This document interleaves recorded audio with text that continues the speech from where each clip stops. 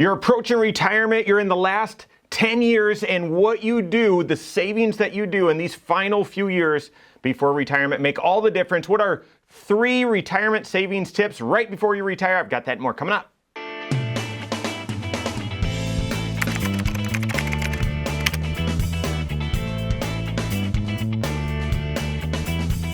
My name is Mike Bernard. I'm the host of the Wise Money Show. I'm also one of the certified financial planners right here at Korhorn Financial Group. Make sure you hit that subscribe button, turn on notifications, and smash that thumbs up button. All right, you're on the doorstep of retirement. I've heard this called the retirement red zone and, other cliche things, but your age, you're 55 to 64, somewhere in that range. And as far as the big transitions, we all go through, well, not all of us, but most of us go through 7 major life transitions, financial transitions in our life.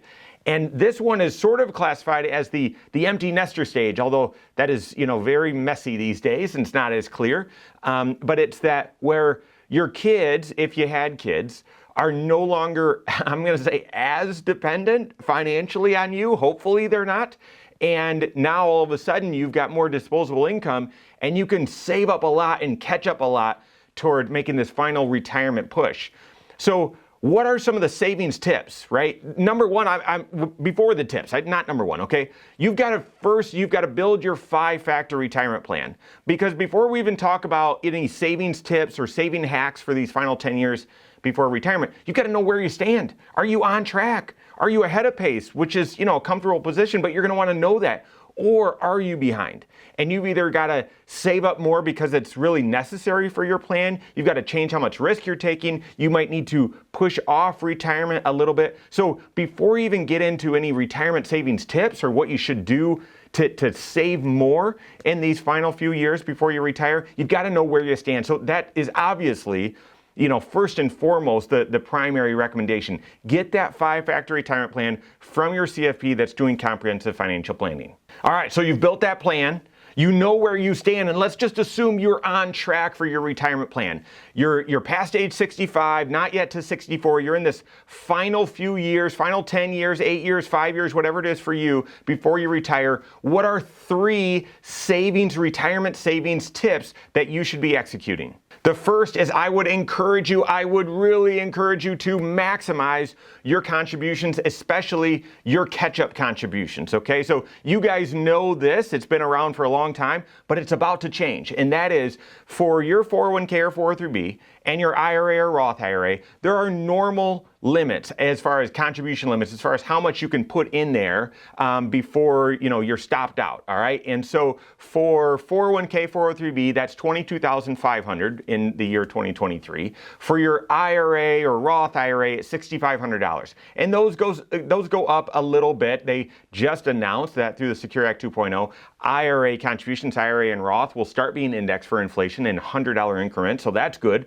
Normally, the IRA or Roth IRA contribution limits stick around for several years before they change. And the 401k, 403b contribution limits, those are indexed for inflation. We just saw a big increase to those. So ideally, and this doesn't apply to everyone, it doesn't work for everyone, but in these final few years, right before retirement, I'd encourage you to maximize those contributions. I remember for my folks, okay, so when my brother and I've got an older brother, when we were both out of college and fully independent, and my folks, actually, it was a big honor. They asked if I would help them with their finances, and this was always a private thing. And now we obviously have an incredible relationship, and they're my mentors and heroes in life.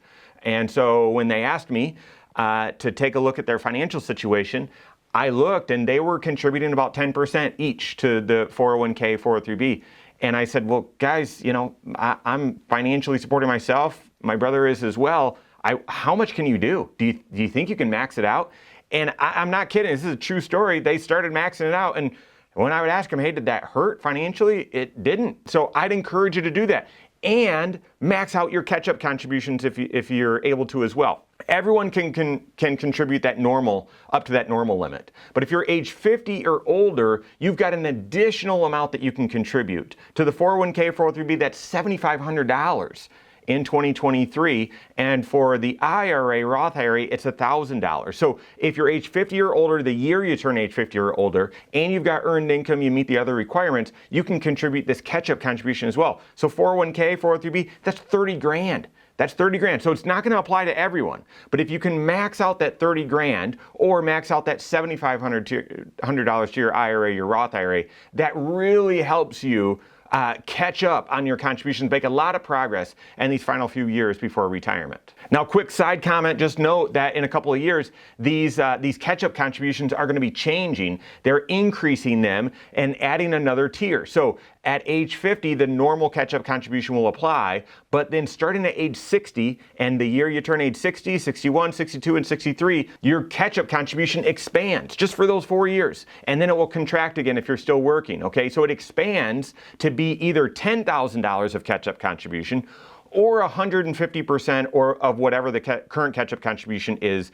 at that time. So during age 60, 61, 62, 63, your catch-up contribution expands. Why does it reset back at 64? I have no idea. There's nothing special about age 64. There is about age 65. No idea why Congress put this in place. But be aware of that change as well so you can maximize your contributions in the years leading up to retirement. The second retirement savings tip that I'd encourage you to consider as you're in this retirement red zone these last few years before you retire is you might be tempted to start reducing risk. But I would encourage you, take a planning approach, working with your CFP, but I would take a look at your overall investment portfolio and adjust that risk to make sure that it's consistent to where you are in life and when you're going to start withdrawing. But your new contributions, your ongoing contributions, if there were dollars that you would still want to be more aggressive, it would be those dollars. Why? Because every day, every week, every month, every quarter, every year, the market's fluctuating. The best companies in the world represented, the value represented in their shares of stock are trading and fluctuating in value every single day. And your new contributions, you're able to buy more shares when those prices temporarily dip. And because no one can pick the exact bottoms or when things will dip, you contributing on an ongoing basis, every paycheck or every month or whatever it is, you're able to buy more shares when those prices fluctuate, when those prices go down. That dollar cost averaging benefits you when you're still contributing into aggressive investments with new dollars. Now, if you switch and you said, okay, well, I'm 60 and I'm going to retire in a few years, and therefore I want to shift my current contributions into be lower risk, well, then you're not benefiting from that dollar cost averaging. You're not benefiting from, when the stock market goes down, buying more shares at lower prices and then have the whipsaw happen. So therefore, I'd encourage you got to work with your CFP on this. Take a look at your entire portfolio and do a personal pension plan. That's what we recommend. Figure out when do you need the dollars and where are you going to pull them from. Those dollars, so basically aligning your entire retirement nest egg to your time horizon. When are you going to need the money? And the money that you're going to need to be withdrawing in the next 3 years should be low risk. The money that you won't be drawing out for 3 to 10 years, that can be medium risk.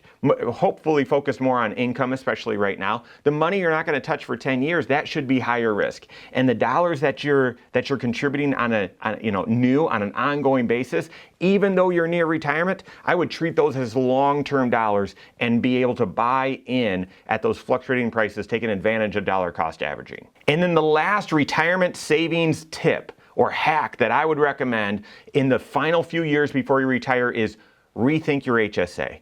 Rethink your HSA. We all look at our HSA, we all have just sort of viewed our HSA as a health savings account. Well, that's what it stands for. But because of the unique tax rules that are structured for the HSA, it really can be repurposed to be an unbelievable retirement tool as well. And so I would encourage you rethink your HSA at any stage of life if it makes sense. But in these final years before you retire, again, likely you're making more money than you have in your career. You've got the kids off the payroll, so you've got a little bit more discretionary income. And yeah, I don't know if you're seeing the doctor more frequently or not, but you may have the ability to pay for those out-of-pocket expenses out of pocket instead of using your HSA. And if you haven't seen some of our videos or the teachings on this, you can keep your HSA set aside and not touch it and pay just out of pocket for your medical expenses, and then save that receipt and later in the future reimburse yourself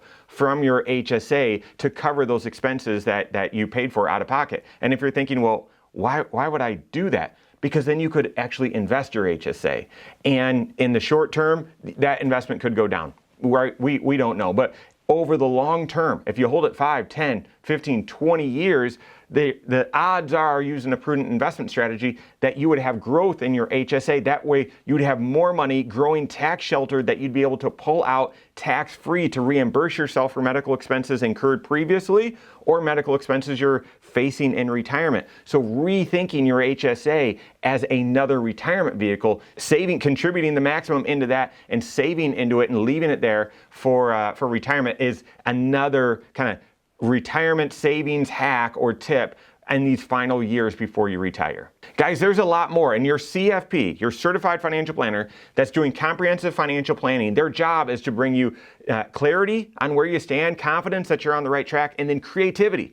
These 3 tips and many others on how you can use these final few years before retirement to put yourself in the best position for retirement. Work with your CFP on that. If you don't have a CFP on your team, contact one on my team. Find us online, Korhorn.com. That's Korhorn with K. WiseMoneyShow.com. You can find us there as well, or give us a call, 574-247-5898. All right, there you have it. Go out and take your next wise step in your financial life.